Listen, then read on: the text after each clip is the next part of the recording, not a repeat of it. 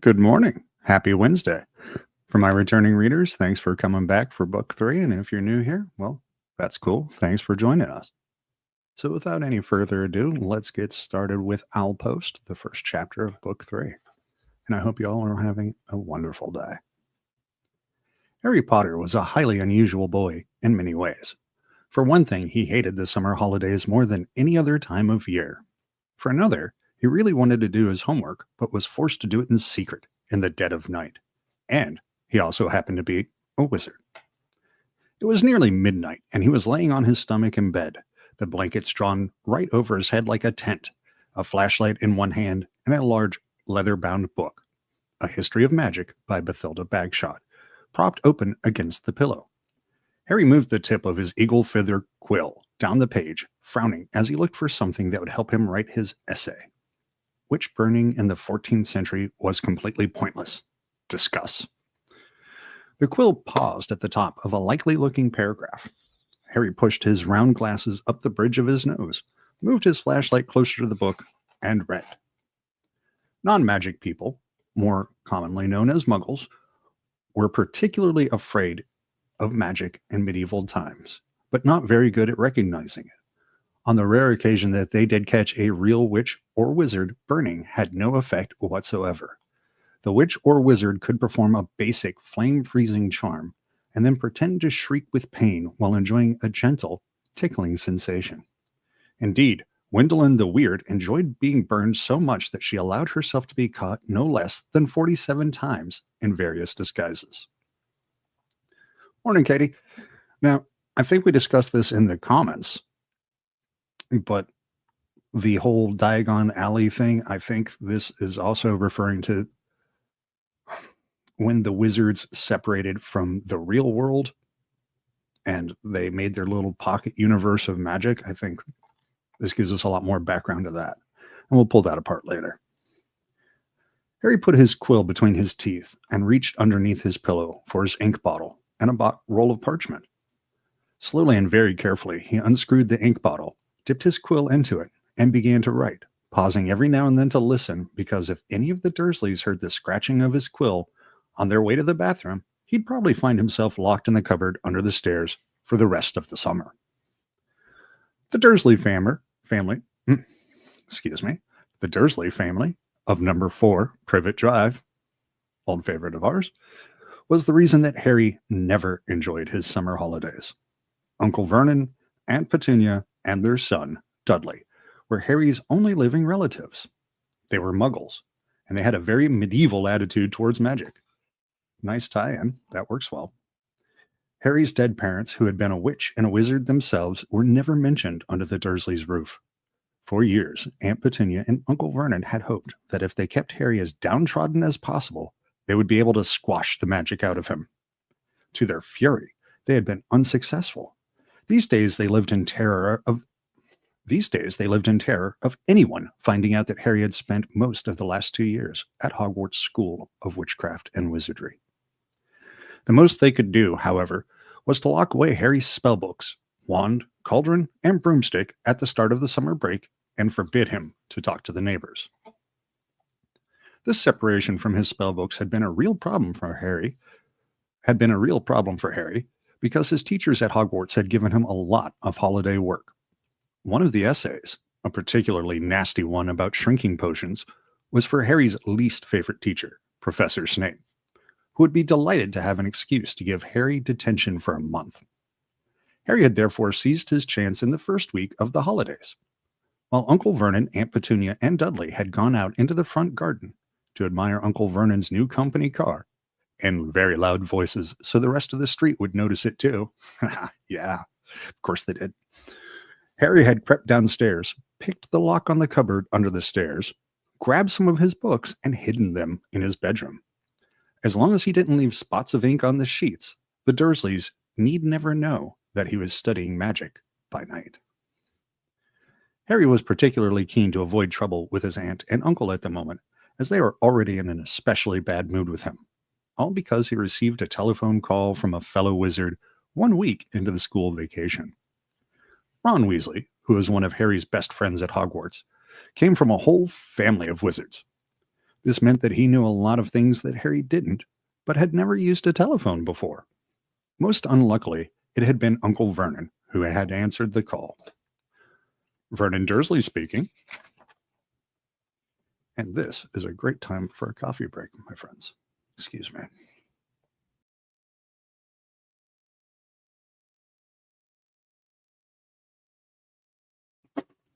Didn't have to make you listen to it. Harry, who happened to be in the room at the time, froze as he heard Ron's voice answer. Hello? Hello? Can you hear me? I want to talk to Harry Potter. Ron was yelling so loudly that Uncle Vernon jumped and held the receiver a foot away from his ear, staring at it with an expression of mingled fury and alarm. Who is this? He roared in the direction of the mouthpiece. Who are you? Ron Weasley, Ron bellowed back, as though he and Uncle Vernon were speaking from opposite ends of a football field. I'm a friend of Harry's from school. Uncle Vernon's small eyes swiveled around to Harry, who was rooted to the spot. There is no Harry Potter here, he roared, now holding the receiver at arm's length, as though frightened it might explode. I don't know what school you're talking about. Never contact me again. Don't you come near my family. And he threw the receiver back onto the telephone as if dropping a poisonous spider. The fight that had followed had been one of the worst ever. How dare you give this number to people like you? Uncle Vernon had roared, spraying Harry with spit. Ooh. And that's that's traumatizing in and of itself. That's a lot of anger. Ron obviously realized that he'd gotten Harry into trouble because he hadn't called again. Harry's other best friend from Hogwarts, Hermione Granger, hadn't been in touch either. Harry suspected that Ron had warned Hermione not to call, which was a pity because Hermione, the cleverest witch in Harry's year, had Muggle parents, knew perfectly well how to use a telephone, and would probably have, it's still the morning, I'm sorry, and would probably have had enough sense not to say that she went to Hogwarts. So Harry had had no word from any of his wizarding friends for 5 long weeks, and this summer was turning out to be almost as bad as the last one. There was just one very small improvement. After swearing that he wouldn't use her to send letters to any of his friends, Harry had been allowed to let his owl, Hedwig, out at night. Uncle Vernon had given in because of the racket Hedwig made. English is hard. Because of the racket Hedwig made if she was locked in her cage all the time. Harry finished writing about Gwendolen the Weird and paused to listen again. The silence in the dark house was broken only by the distant, grunting snores of his enormous cousin, Dudley. It must be very late, Harry thought. His eyes were itching with tiredness. Perhaps he'd finish this essay tomorrow night. He replaced the top of the ink bottle, pulled an old pillowcase from under his bed, put the flashlight, a history of magic, his essay, quill, and ink inside it, got out of bed, and hid the lot under a loose floorboard under his bed. Then he stood up, stretched, and checked the time on the luminous alarm clock on his bedside table. It was 1 o'clock in the morning. Harry's stomach gave a funny jolt. He had been 13 years old without realizing it for a whole hour. Yeah, another birthday. Yet another unusual thing about Harry was how little he looked forward to his birthdays. He had never received a birthday card in his life. The Dursleys had completely ignored his last 2 birthdays, and he had no reason to suppose they would remember this one. Harry walked across the dark room. By the way, if you've never had your birthdays just totally ignored, it's a horrible, horrible feeling. Not great. Harry walked across the dark room, past Hedwig's large, empty cage, to the open window. He leaned on the sill, the cool night air pleasant on his face after a long time under the blankets. Hedwig had been absent for 2 nights now. Harry wasn't worried about her. She'd been gone this long before, but he'd hoped she'd be back soon. She was the only living creature in this house who didn't flinch at the sight of him. Harry, though still rather small and skinny for his age, had grown a few inches over the last year. His jet black hair, however, was just as it always had been, stubbornly untidy whatever he did to it. The eyes behind his glasses were bright green, and on his forehead, clearly visible through his hair, was a thin scar shaped like a bolt of lightning. Of all the unusual things about Harry, this scar was the most extraordinary of all. It was not, as the Dursleys had pretended for 10 years, a souvenir of the car crash that had killed Harry's parents, because Lily and James Potter had not died in a car crash. They had been murdered by the most feared dark wizard for 100 years, Lord Voldemort.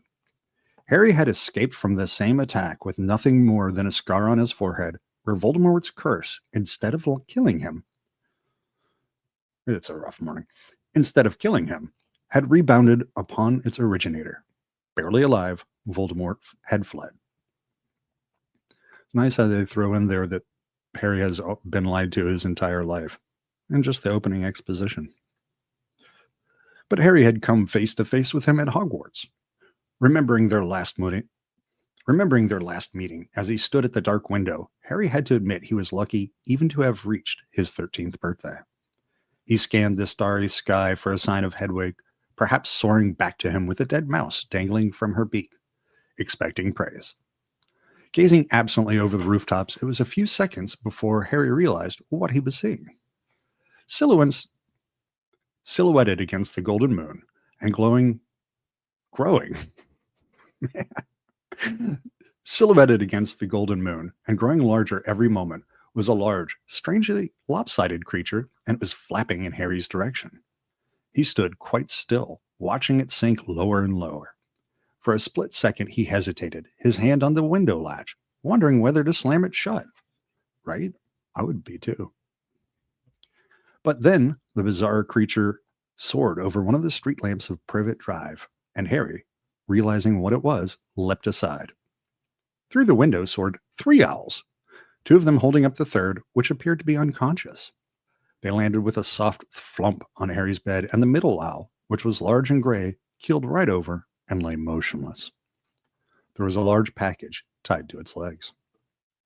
Harry recognized the unconscious owl at once. His name was Errol, and he belonged to the Weasley family. Harry dashed to the bed, untied the cords around Errol's legs, took off the parcel, and then carried Errol to Hedwig's cage. Errol opened one bleary eye, gave a feeble hoot of thanks, and began to gulp some water. Harry turned back to the remaining owls. One of them, the large snowy female, was his own Hedwig. She, too, was carrying a parcel and looked extremely pleased with herself.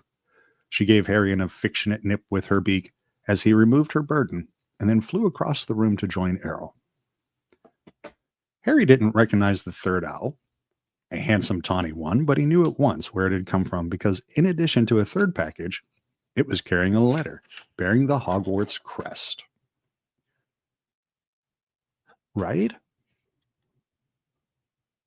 Yeah, they do. That bird needs to just hang out and, I don't know, watch bird TV. Poor Harry. That's how you know he's a survivor. He's not taking it for granted. Excuse me. When Harry relieved this owl of its burden, it ruffled its feathers importantly, stretched its wings, and took off through the window into the night. Harry sat down on his bed and grabbed Errol's package, ripped off the brown paper, and discovered a present wrapped in gold, and his first ever birthday card. Fingers trembling slightly, he opened the envelope. 2 pieces of paper fell out, a letter and a newspaper clipping. The clipping had clearly come out of the wizarding newspaper, the Daily Prophet, because the people in the black and white pictures were moving. Harry picked up the clipping, smoothed it out, and read, Ministry of Magic employee scoops grand prize. Arthur Weasley, head of the Misuse of Muggle Artifacts Office at the Ministry of Magic, has won the annual Daily Prophet Grand Prize Galleon Draw. A delighted Mr. Weasley told the Daily Prophet, we will be spending the gold on a summer holiday in Egypt where our oldest son, Bill, works as a curse breaker for Gringotts Wizarding Bank. Ooh, curse breaker, that sounds interesting.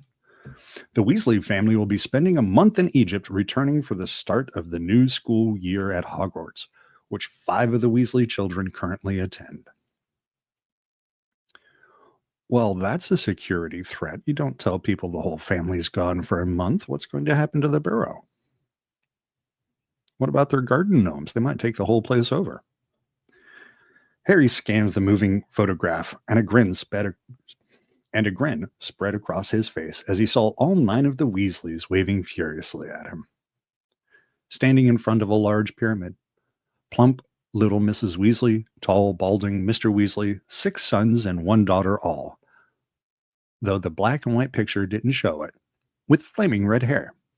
Right in the middle of the picture was Ron, tall and gangling, with his pet rat, Scabbers, on his shoulder and his arms around his little sister, Jenny.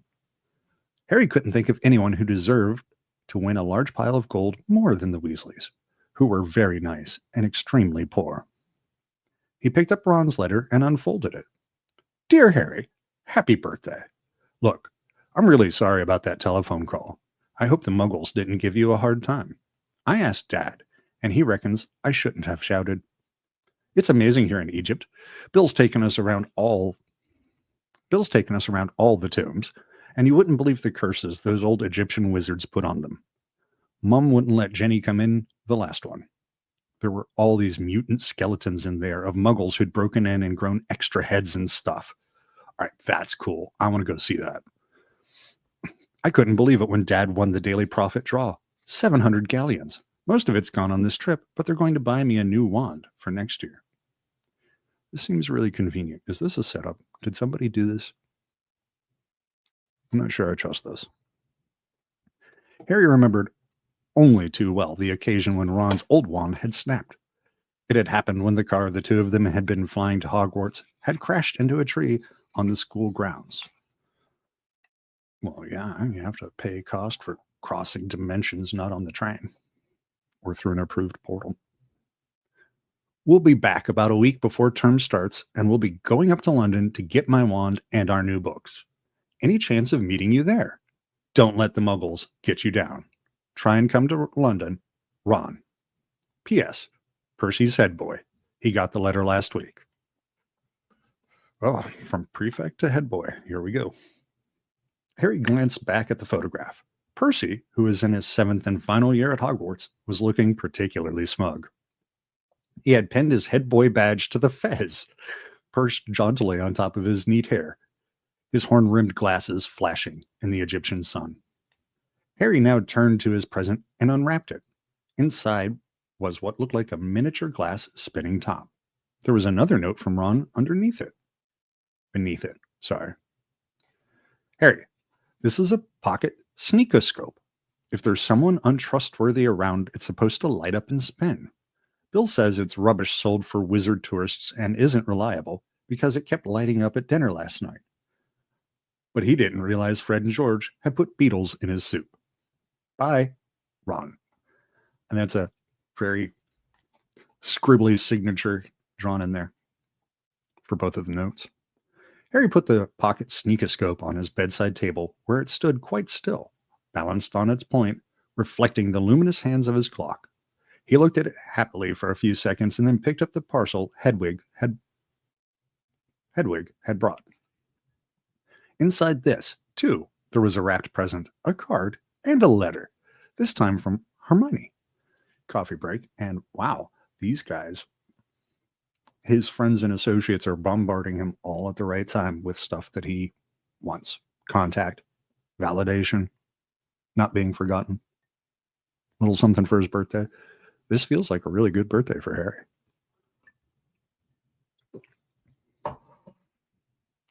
Where were we? We were with Hermione. And a letter, this time from Hermione. Dear Harry, Ron wrote to me and told me about his phone call to your Uncle Vernon. I do hope you're all right. I'm on holiday in France at this moment, and I didn't know how I was going to send this to you.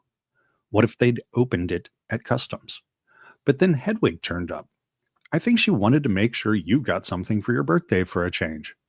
Yeah, nice. I bought your present by owl order. Owl order. I bought your present by owl order. There was an advertisement in the Daily Prophet. I've been getting it delivered. It's so good to keep up with what's going on in the wizarding world. Did you see that picture of Ron and his family a week ago? I bet he's learning loads. I'm really jealous. The ancient Egyptian wizards were fascinating. There's some interesting local history of witchcraft here, too. I've rewritten my whole history of magic essay to include some of the things I've found out. I hope it's not too long. It's 2 rolls of parchment more than Professor Benz asked for. Ron says he's going to be in London in the last week of the holidays. Can you make it? Will your aunt and uncle let you come? I really hope you can. If not, I'll see you on the Hogwarts Express on September 1st. Love from Hermione.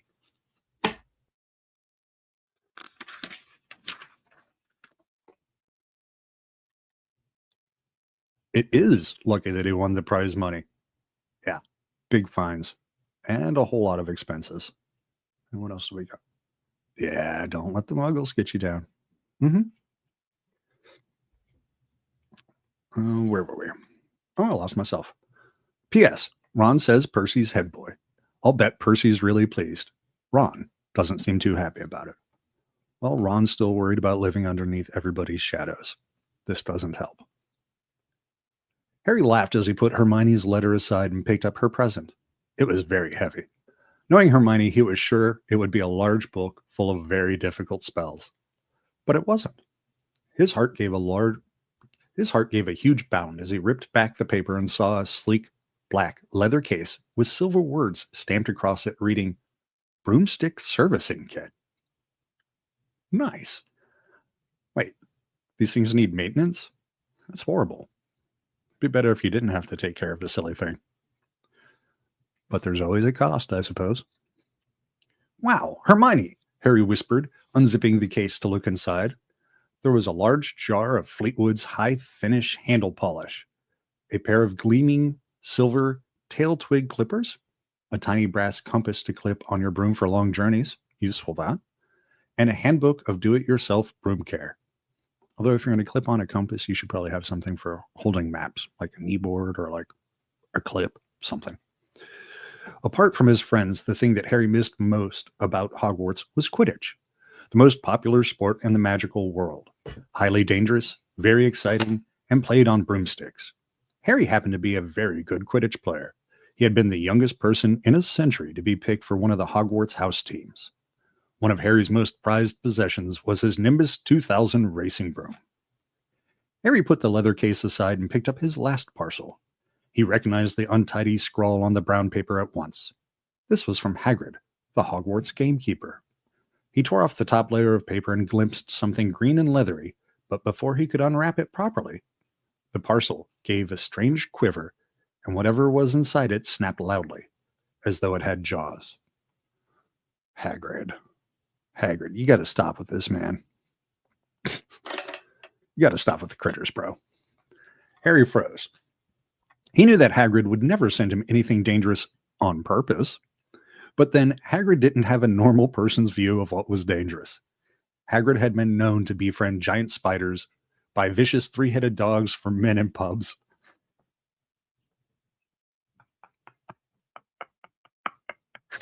I'm sorry, that's funny. Hagrid had been known to befriend giant spiders, buy vicious 3-headed dogs from men in pubs, and sneak illegal dragon eggs into his cabin. Harry poked the parcel nervously. It snapped loudly again. Harry reached for the lamp on his bedside table, gripped it firmly in one hand, and raised it over his head, ready to strike. Then he seized the rest of the wrapping paper in his other hand and pulled. And out fell a book.